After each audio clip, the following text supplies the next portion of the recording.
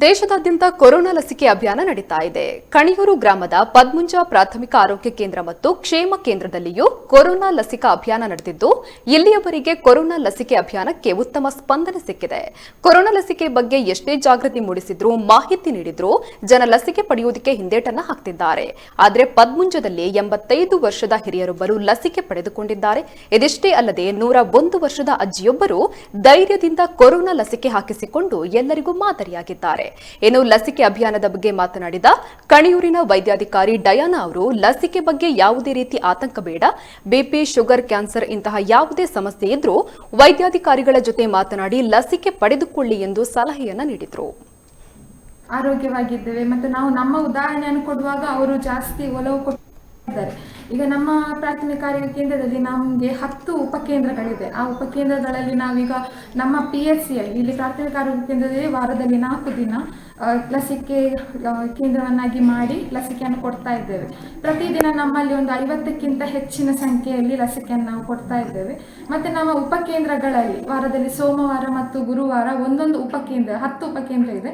ಒಂದೊಂದು ಉಪಕೇಂದ್ರದಲ್ಲಿ ಒಂದೊಂದು ದಿನ ನಾವು ಪ್ಲಾನ್ ಮಾಡಿಕೊಂಡು ಉಪಕೇಂದ್ರದಲ್ಲಿ ಲಸಿಕೆಯನ್ನು ಕೊಡ್ತಾ ಇದ್ದೇವೆ. ಈಗ ನಮ್ಮಲ್ಲಿ ಟೋಟಲ್ ಆಗಿ 1340 ಜನರಿಗೆ ನಾವು ಲಸಿಕೆಯನ್ನು ಕೊಟ್ಟಿದ್ದೇವೆ ಜಾನ್ವರಿಯಿಂದ ಇಲ್ಲಿಯ ತನಕ.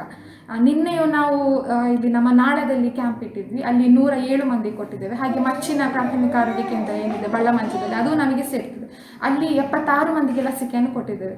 ಸೊ ಇಲ್ಲಿಯ ತನಕ ಕೊಟ್ಟದ್ರಲ್ಲಿ ಯಾರಿಗೂ ಅಂತ ಅಡ್ಡ ಪರಿಣಾಮಗಳು ಯಾವುದೂ ಆಗಲಿಲ್ಲ ಸರ್. ಕೆಲವರು ಟೆನ್ಷನಿಂದ ಒಂದು ಲೇಡಿಯನ್ನು ನಾವು ಅಡ್ಮಿಟ್ ಮಾಡಿದ್ವಿ, ಅವ್ರದ್ದು BP ಶುಗರ್ ಸ್ವಲ್ಪ ಜಾಸ್ತಿ ಇತ್ತು ಅಂತ ಹೇಳಿ. ಅವರು ಸ್ವಲ್ಪ ಟೆನ್ಷನಿಂದ ಲಸಿಕೆ ಕೊಟ್ಟ ನಂತರ ಟೆನ್ಷನ್ ಆಗಿ ಸ್ವಲ್ಪ ಅವರ BP ಏರಿಳಿತ ಆಗಿತ್ತು. ಮತ್ತು 2 ದಿನ ಅವರಿಗೆ ನಾವು ಗೌರ್ಮೆಂಟ್ ಹಾಸ್ಪಿಟಲ್ ಬೆಳ್ತಂಗಡಿಯಲ್ಲಿ ಚಿಕಿತ್ಸೆಯನ್ನು ಕೊಡಿಸಿದ ನಂತರ ಹುಷಾರಾಗಿ ಈಗ ಮನೆಯಲ್ಲಿದ್ದಾರೆ, ಏನೂ ಪ್ರಾಬ್ಲಮ್ ಇಲ್ಲ. ಹಾಗೆ ಈಗ ಇಷ್ಟು ಜನರಿಗೆ ಲಸಿಕೆ ಕೊಟ್ಟ ನಂತರ ಜನರಲ್ಲಿ ಒಳ್ಳೆ ಸ್ಪಂದನೆ ಬರ್ತಾ ಇದೆ. ಕೆಲವರು ಸ್ವಲ್ಪ ಹೆದರಿಕೊಂಡು ಯಾರ್ಯಾರ್ದು ಮೂಗುಗಳನ್ನು ಕೇಳ್ತಾ ಇದ್ದಾರೆ. ಅವರಿಗೆ ನಾನು ಹೇಳುವ ಮಾತೇನಂತ ಹೇಳಿದರೆ, ಯಾವುದೇ ಥರನಾದ ಸಂದೇಹಗಳು ಬೇಡ. ಈಗ ನಮ್ಮಲ್ಲಿ ನಾವು 101 ವರ್ಷದ ಅಜ್ಜಿಗೆ ಸಮೇತ ಇಂಜೆಕ್ಷನ್ ಕೊಟ್ಟಿದ್ದೇವೆ, ಅವರು ಹುಷಾರಾಗಿದ್ದಾರೆ.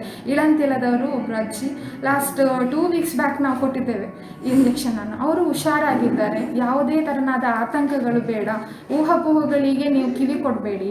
ಏನೇ ಸಂದೇಹಗಳಿವೆ, ನಿಮಗೆ BP ಇರ್ಬೋದು, ಶುಗರ್ ಇರ್ಬೋದು, ಕ್ಯಾನ್ಸರ್ ಇರ್ಬೋದು, ಅಥವಾ HIV, ಏಡ್ಸ್ ಅಥವಾ ಬೇರೆ ಯಾವುದು ಗಂಟು ನೋವು, ವಾತದ ತೊಂದರೆ ಅಂತ ಬೇರೆ ಏನೇ ಸಮಸ್ಯೆಗಳಿದ್ದರೂ ಮುಕ್ತವಾಗಿ ನಿಮ್ಮ ವೈದ್ಯರಲ್ಲಿ ಮಾತಾಡಿ. ನಿಮ್ಮ ಆರೋಗ್ಯದ ದೃಷ್ಟಿಯಿಂದ ನಿಮಗೆ ಕೊಡ್ಬೋದಾ ಬೇಡವಾ ಅಂತೇಳಿ ವೈದ್ಯರು ಅದನ್ನು ನಿರ್ಧರಿಸ್ತಾರೆ. ಬೇರೆಯವರಿಗೆ ಕೊಟ್ಟು ಅವರಿಗೆ ಹಾಗಾಯಿತು ಹೀಗೆ ಆಯಿತು ಅಂತೆಲ್ಲ ಊಹಾಪೋಹಗಳಿಗೆ ಒಳಗಾಗಬೇಡಿ. ನಿಮ್ಮ ಆರೋಗ್ಯ ದೃಷ್ಟಿಯಿಂದ ನಿಮಗೋಸ್ಕರ ನಿಮ್ಮ ಆರೋಗ್ಯದಲ್ಲಿ ಏನು ಉತ್ತಮ ಆಗಬೇಕು ಅನ್ನೋ ದೃಷ್ಟಿಯಿಂದ ಈ ಒಂದು ಲಸಿಕೆಯನ್ನು ಕೊಡುವಂಥದ್ದು.